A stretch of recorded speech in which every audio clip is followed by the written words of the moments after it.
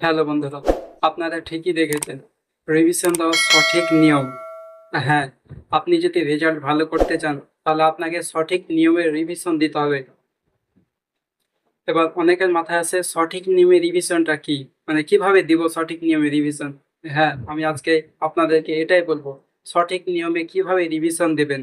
হুম, ধরেন আজকে 1 তারিখ। আজকে সারাদিন যে পড়াটা পড়লেন, তা আজকে ঘুমাবার আগে রিভিশন দিয়ে দিলেন। হ্যাঁ, ঘুম থেকে উঠে আবার সেই পড়াটা একবার রিভিশন দিলেন। তাহলে 1 তারিখ যা পড়লেন সেটা 1 তারিখই রিভিশন দেওয়া হলো। ঘুম থেকে উঠে অর্থাৎ 2 তারিখ প্রথমে রিভিশন দেওয়া হলো। হ্যাঁ, এবার একবারই 2 তারিখ আর রিভিশন দিবেন না, 3 তারিখ দিবেন না, একবারই 4 তারিখ সেই পড়াটা আবার 4 তারিখ একবার রিভিশন দিয়ে দিবেন। হলো। তারপরে একবারই আপনি 14 বা 15 তারিখ, এরকম 14 বা 15 তারিখ আর একবার সেই পড়াটা রিভিশন দিবেন।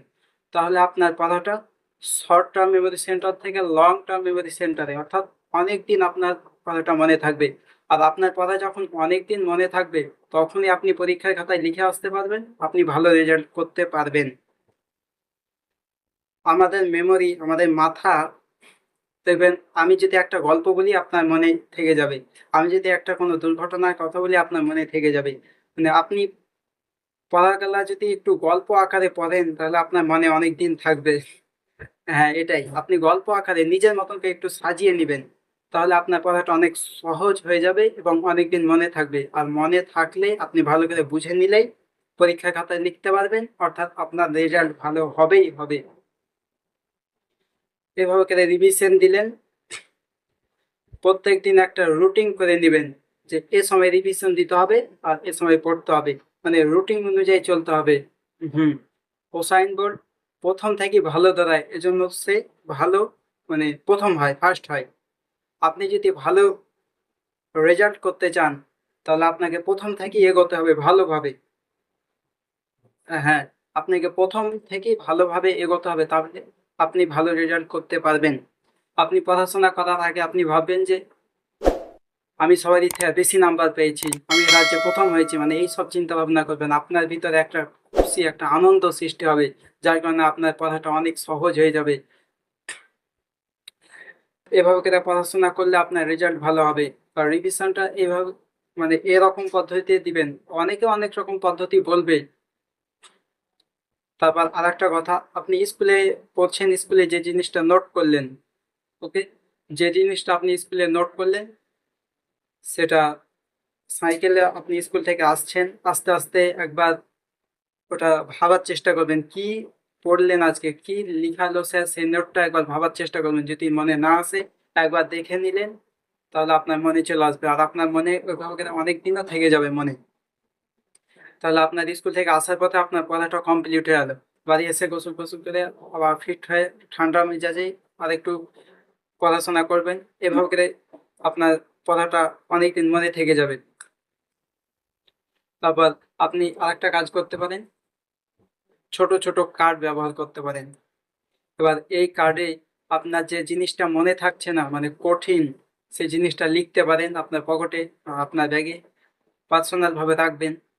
হঠাৎ একটু ফাঁকা সময় পেলেন, আপনি সেটা মনে করার চেষ্টা করবেন। সেটা মনে পড়ছে না, একটু দেখে নিলেন। আপনি এভাবে রিভিশন তখনই দিবেন যখন আপনার মনে পড়বে না তখন। আর অযথা যে জিনিস আপনি জানেন সেটা বারবার দেখবেন না, তখন আপনার মনে হবে আমি মনে হচ্ছে ভুলে যাচ্ছি, মানে এরকম একটা কেমনই ভাবনা থাকবে। আপনার যেটা মনে পড়বে না সেটাই আপনি রিভিশন দিবেন, আর যেটা মনে পড়বে সেটা তো ভালোই।